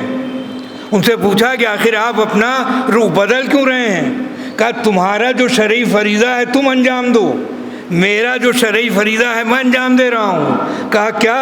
کہا تمہارا شرعی فریضہ ہے کہ جب کوئی مریض سکرات کے عالم میں ہو تو اسے قبلہ رخ کر دیا جائے، لہذا مجھے تم قبلہ رخ کر رہے ہو، لیکن حکم شریعت کیا ہے؟ حکم شریعت یہ ہے کہ جب بول و براز کا موقع ہو تو نہ قبلے کی طرف پشت ہونا چاہیے، نہ قبلے کی طرف رخ ہونا چاہیے، لہذا میرا شرعی فریضہ ہے کہ میں اپنے رخ کو تبدیل کروں۔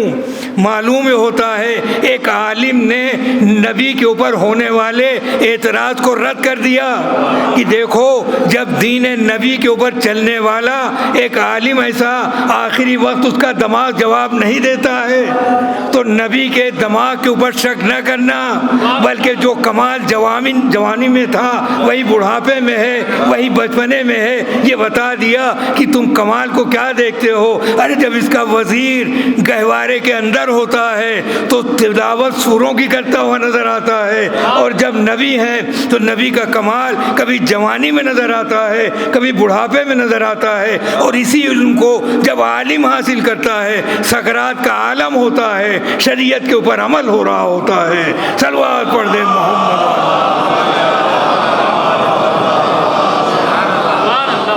تو یہ منزل یعنی موت، اس سے گھبرانا نہیں چاہیے۔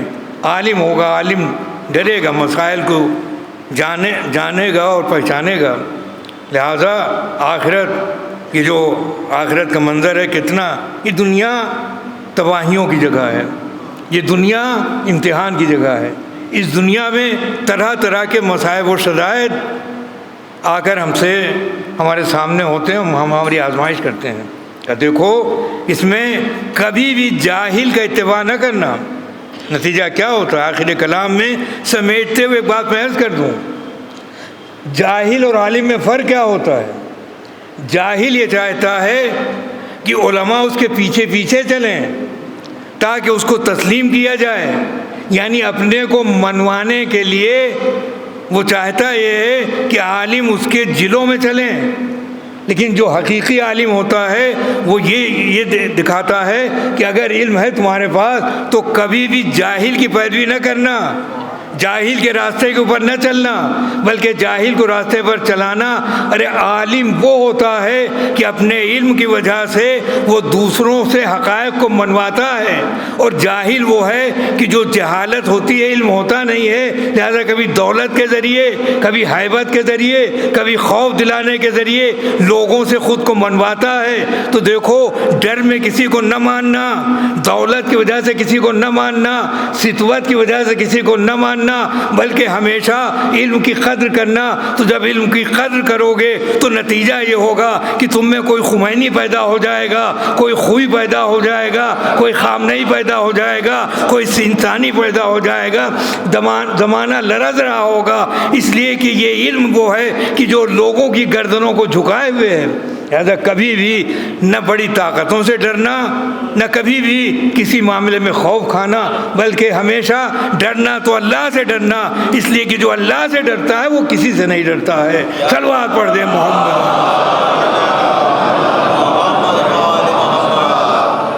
تو عالم ہمیشہ جب بات منواتا ہے، اپنی شخصیت کو منواتا ہے، تو کس وجہ سے؟ شخصیت کو مانے تاکہ ہماری بات کو مانے، اور جاہل جہالت ہوتی ہے اس کے پاس، وہ اپنے کو منواتا ہے کیوں؟ تاکہ کوئی بھی اگر پڑھا لکھا ہم کو ماننے لگا تو نتیجہ یہ ہوگا کہ ہماری حیثیت مسلم ہو جائے گی، حسین ابن علی نے یہی بتایا، یہ چاہتا ہے کہ اس کے ہاتھ پہ بیعت کر لی جائے۔ بیعت کرنے کا مطلب یہ ہے اولین نے بیعت کر لی، آخرین نے بیعت کر لی، بس امام حسین نے ایک قیمتی جملہ ارشاد فرما دیا کہ میرے ایسے اس جیسے کی بیعت نہیں کیا کرتے ہیں۔ یعنی یہ یاد رکھو، جو حسین ابن علی جیسا ہوتا ہے، جو علی ابن ابی طالب جیسا ہوتا ہے، وہ کبھی بھی باطل نوازی اختیار نہیں کرتا ہے، بلکہ باطل کو پسینہ پیشانی پہ آتا ہے اس کے علم کی ہیبت کی وجہ سے، تقوی کی وجہ سے، اللہ کے خوف کی وجہ سے۔ آج امام محمد تقی علیہ السلام کی شہادت کا دن ہے۔ آپ شہید ضرور ہو گئے اور اپنے دادا کے پہلو میں کاظمین میں آپ سو رہے ہیں۔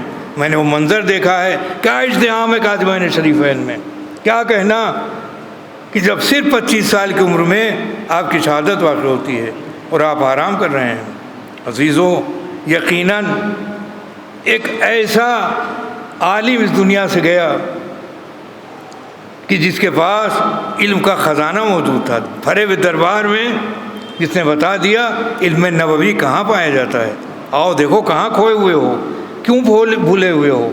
علی ابن ابی طالب ہیں، کوئی ہے جو ممبر سنونی سے پکار رہا ہے اور تم سن نہیں رہے ہو، کوئی بیٹا ہے جس کا جو اعلان کر رہا ہے کہ ہم ایسوں کی بیعت نہیں کیا کرتے ہیں، وہ اعلان کر رہا ہے کہ آؤ دیکھو کس طرح سے کربلا ہے کہ جو ساری دنیا کے اوپر آج حاوی ہو گئی ہے۔ آج جب ایک محمد عالم مرحوم کی مجلس رضوی، تو ہم یقیناً ان کے اوپر آنسو بہائیں گے، روئیں گے، لیکن ان کے گھر والوں سے میں عرض کروں گا چند نسبتوں کے لحاظ سے، جو لوگ اس دنیا سے جاتے ہیں اعزاء کے تعلق سے یقیناً مصائب بھی پڑھے جاتے ہیں۔ آپ دیکھیں 4 بھائی تھے اور 4 بھائیوں میں سے ایک چلا گیا دوسرے نمبر کا، اور دیکھیے یہ 3 بھائی تنہا رہ گئے۔ جب بھائی چلا جاتا ہے تو بھائی کے اوپر کیا بیتتی ہے، یہ کربلا کا وہ فقرہ گواہ ہے، الان انکسر ظہری وقلت حیلتی، کہ یہ وہ وقت ہے کہ جب میری کمر ٹوٹ گئی ہے اور راہ چارہ مسدود ہو گئی ہے۔ جب عباس ایسا بھائی جدا ہوتا ہے تو کس طرح سے بھائی کی کمر ٹوٹ جاتی ہے، اس کا آپ اندازہ لگائیں۔ یقیناً بھائیوں نے پورے طور سے اپنے بھائی کی خدمت انجام دی، گھر میں وبا کا اثر ہوا اور ایک بھائی اس دنیا سے چلا گیا، یقیناً رنجیدہ ہیں۔ لیکن جانے کے بعد اب دیکھیں گھر میں 2 بیٹیاں بھی ہیں، بیٹیاں یقیناً اپنے باپ کو یاد کر رہی ہوں گی، لیکن اس باپ سے آپ پوچھیں کہ جو مدینے سے رخصت ہو رہا ہے اور ایک بیٹی یہ کہتی ہے میں یہ نہیں کہتی کہ ہماری میں بٹھا دو بابا، مجھے فضا کی سواری میں بٹھا دو۔ تو یہ صورتحال کہ وہ دختران، وہ بیٹیاں کہ جو باپ سے جدا ہوئی ہیں، کیا عالم ہوا ہوگا۔ چنانچہ صاحب زاد الآخرت لکھتے ہیں کہ جب یہ قافلہ روانہ ہونے لگا اور جیسے ہی آگے بڑھا، کسی نے خبر دی کہ مولا رک جائیے، اس لیے کہ آپ کی بیٹی فاطمہ صغریٰ عصا کے سہارے بیماری کی حالت میں پیچھے پیچھے آ رہی ہے۔ عزیزوں، میں 2 منظر نہیں بھولتا ہوں، ایک تو مدینے میں باپ کا آگے آگے جانا اور بیٹی کا پیچھے پیچھے چلنا، اور ایک کربلا میں جوان بیٹے کا آگے آگے جانا اور ضعیف باپ کا پیچھے پیچھے چلنا۔ اور پھر جب بیٹا یہ کہے کہ بابا آپ تو رخصت ہو چکے، بیٹا تم صاحب اولاد نہیں ہو، ورنہ اندازہ ہوتا جب جوان بیٹا مرنے کے لیے جاتا ہے تو ضعیف باپ کے اوپر کیا بیتتی ہے۔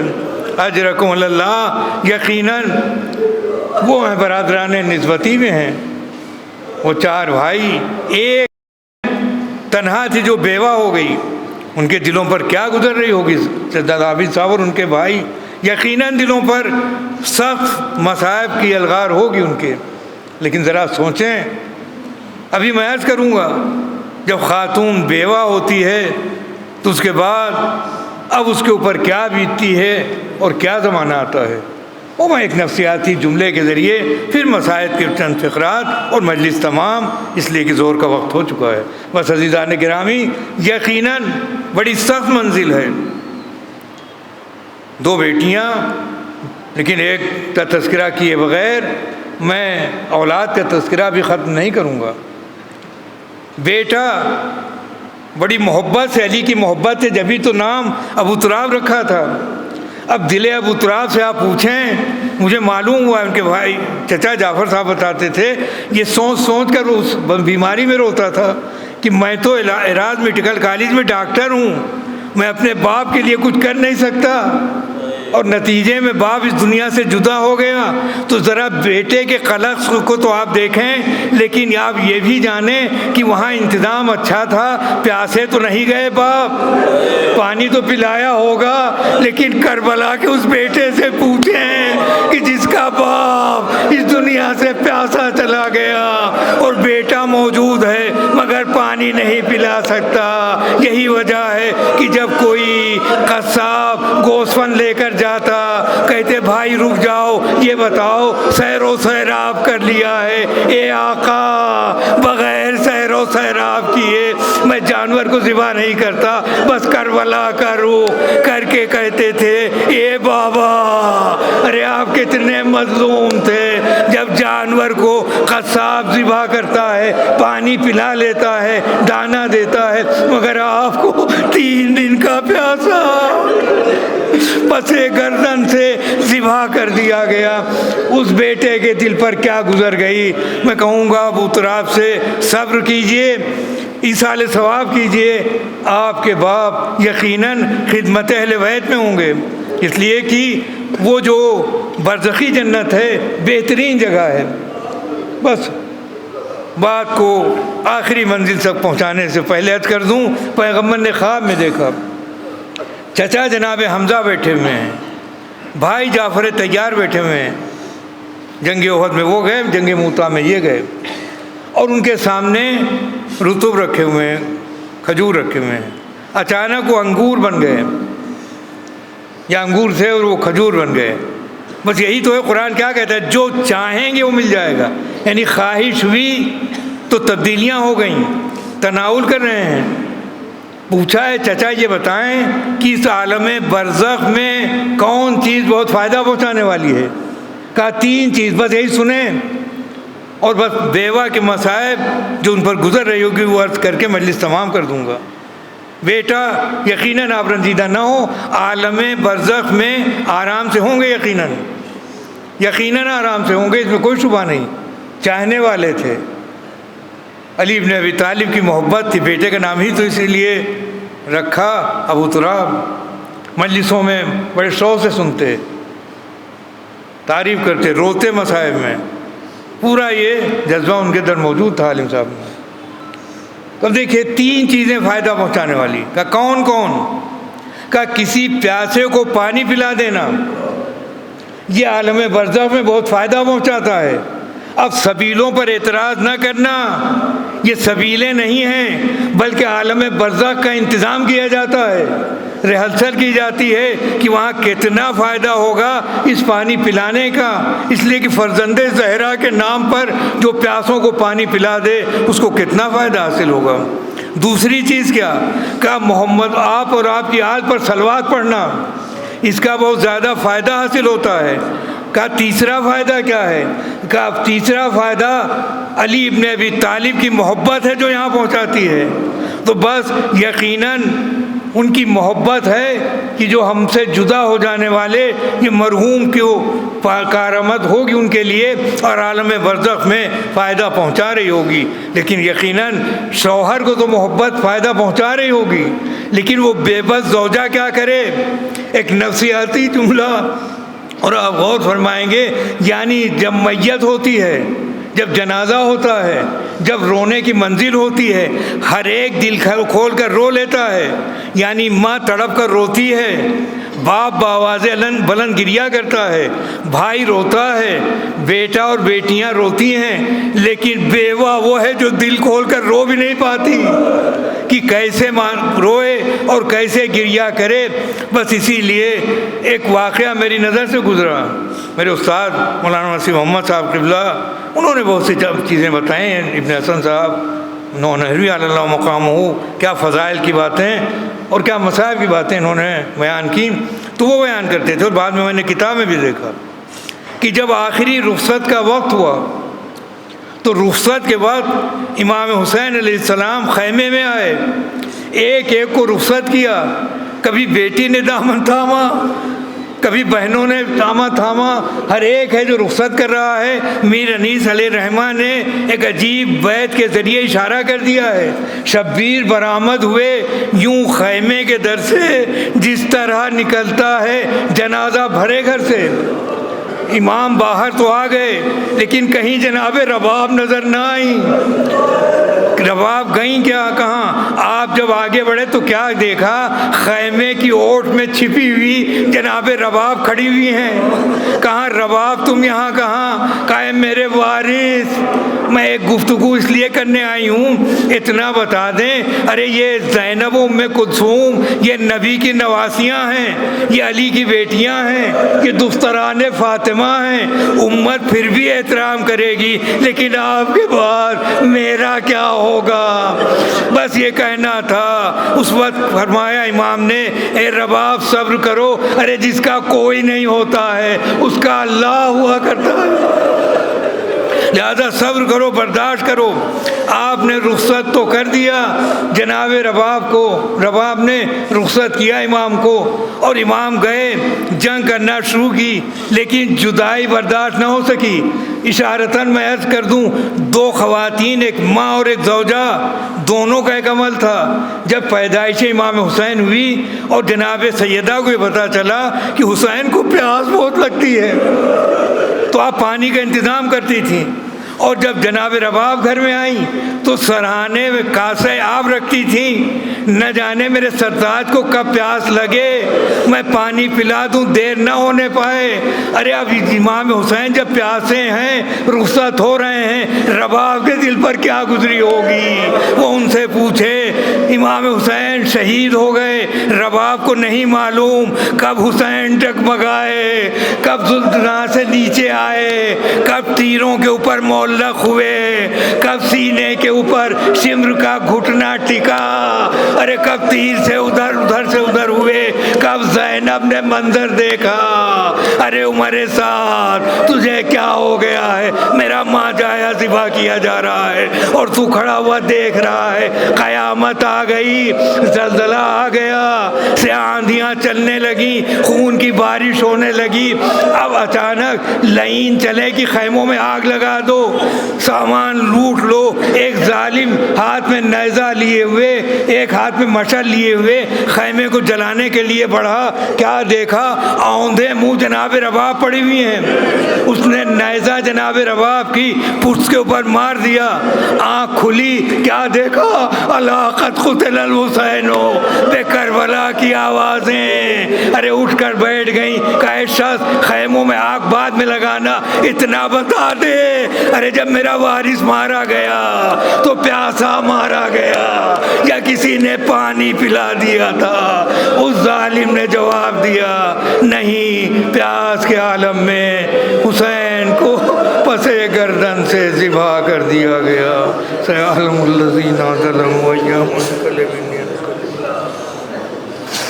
اللهم بحق محمد وانت المحمود، بحق علی وانت الاعلی، وبحق فاطمة وانت فاطر السماوات والارض، وبحق الحسن وانت المحسن، وبحق الحسین وانت قدیم الاحسان، وبحق الائمة التسعة الطاہرین من ذریۃ الحسین علیہ السلام۔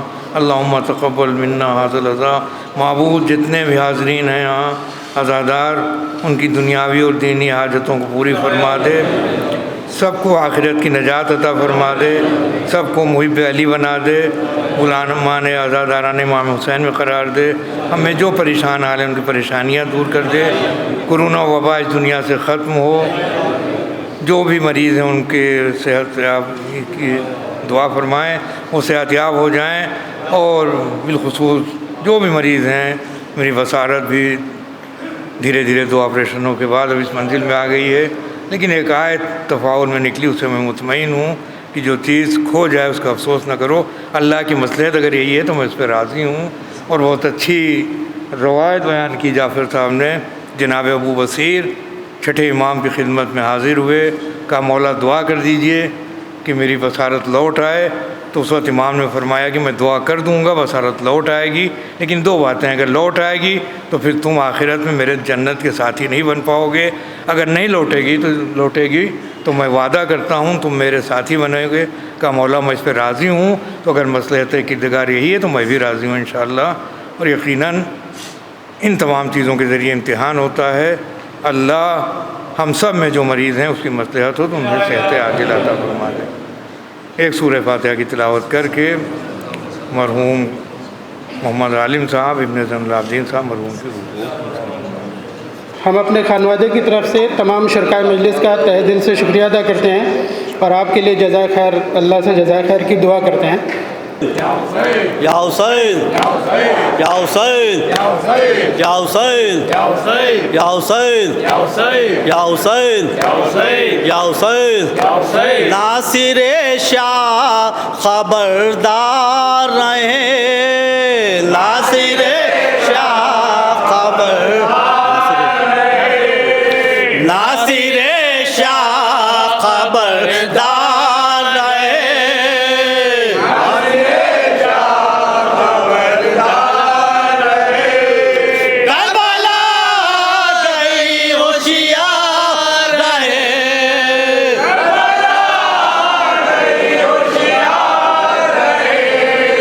ناصر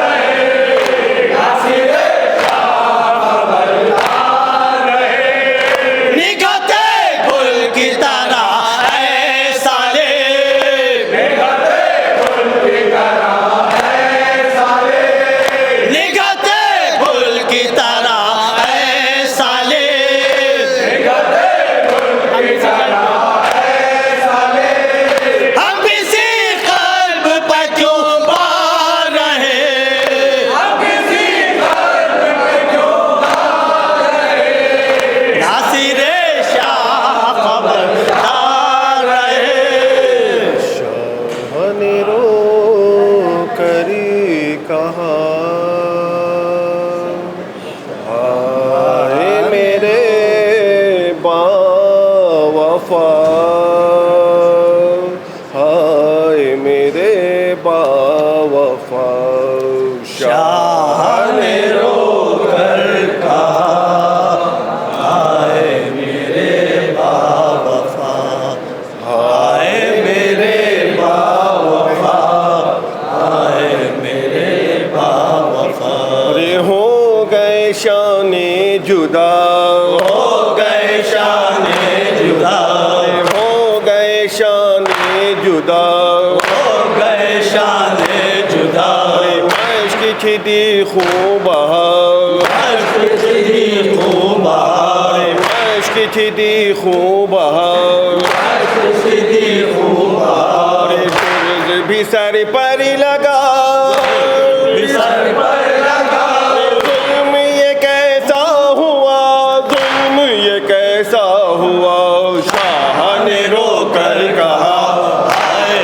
میرے باوفا ہائے میرے باوفا ہائے میرے باوفا ارے دشت میں آتا ہوں میں دشت میں آتا ہوں میں ارے دشت میں آتا ہوں میں دشت میں آتا ہوں میں عشق بہاتا ہوں میں عشق بہاتا ہوں میں عشق بہاتا ہوں میں عشق بہاتا ہوں میں ٹھوکر کھاتا ہوں میں ٹھوکر کھاتا ہوں میں تم کو بلاتا ہوں میں تم کو بلاتا ہوں میں شاہ نے رو کر کہا ہائے میرے باوفا ہائے میرے باوفا ہائے میرے باوفا ارے آنکھیں تو کھولو ذرا آنکھیں تو کھولو ذرا ارے آنکھیں تو کھولو ذرا آنکھیں تو کھولو ذرا ارے منہ سے تو بولو ذرا منہ سے تو بولو ذرا ارے منہ سے تو بولو ذرا منہ سے تو بولو ذرا ارے خیمے میں ہو لو ذرا ہو لو ذرا مل کے تو رو لو ذرا مل کے تو رو لو ذرا شاہ نے رو کر کہا ہائے میرے باوفا ہائے میرے باوفا ہائے میرے باوفا ارے سینے میں گھٹتا ہے دم سینے میں گھٹتا ہے دم ارے سینے میں گھٹتا ہے دم سینے میں گھٹتا ہے دم ارے جی نہیں پائیں گے ہم جی نہیں پائیں گے ہم ارے جی نہیں پائیں گے ہم جی نہیں پائیں گے ہم ارے کیسا ہوا یہ ستم کیسا ہوا یہ ستم ہو گئے بازو قلم ہو گئے بازو قلم شاہ نے رو کر کہا ہائے میرے باوفا ہائے میرے باوفا ہائے میرے باوفا ارے جھک گئی میری کمر جھک گئی میری کمر ارے جھک گئی میری کمر جھک گئی میری کمر ارے پھٹتا ہے غم سے جگر پھٹتا ہے غم سے جگر ارے پھٹتا ہے غم سے جگر پھٹتا ہے غم سے جگر ارے آتا نہیں کچھ نظر آتا نہیں کچھ نظر ہو میرے بھائی کدھر ہو میرے بھائی کدھر شاہ نے رو کر کہا ہائے میرے باوفا ہائے میرے باوفا ہائے میرے باوفا ارے خون میں ڈوبا علم خون میں ڈوبا علم ارے خون میں ڈوبا علم خون میں ڈوبا علم ارے روتے ہیں اہل حرم روتے ہیں اہل حرم روتے ہیں اہل حرم روتے ہیں اہل حرم روک لیتا بش قلم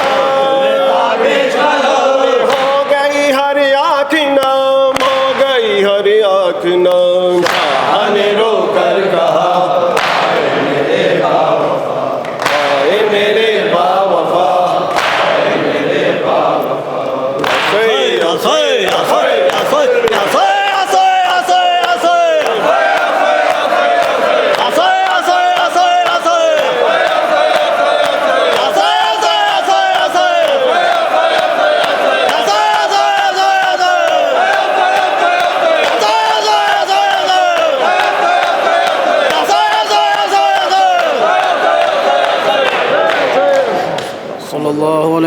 أعوذ بالله السلام عليكم يا ابن رسول الله السلام عليكم وعلى جدك وأبيك السلام عليكم وعلى أمك وأخيك السلام عليكم ورحمة الله وبركاته السلام عليك يا غريب الغرباء السلام عليك يا معين الضعفاء والفقراء السلام عليك يا شمس الشموس يا أنيس النفوس والمطمون بعرض توس السلام عليك يا أبا الحسن علي بن موسى رضا ورحمة الله وبركاته السلام عليك يا صاحب العصر والزمان الأمان الأمان الأمان السلام عليك يا خليفة الرحمن السلام عليك يا مزر الإيمان السلام عليك يا شريك القرآن السلام عليك يا إمام الإنس والجان السلام عليك يا إمام الزمان هذا عجل الله تعالى فرجك وسهل الله تعالى مخرجك وزورك ورحمة الله وبركاته. اللهم صل على محمد وآل محمد.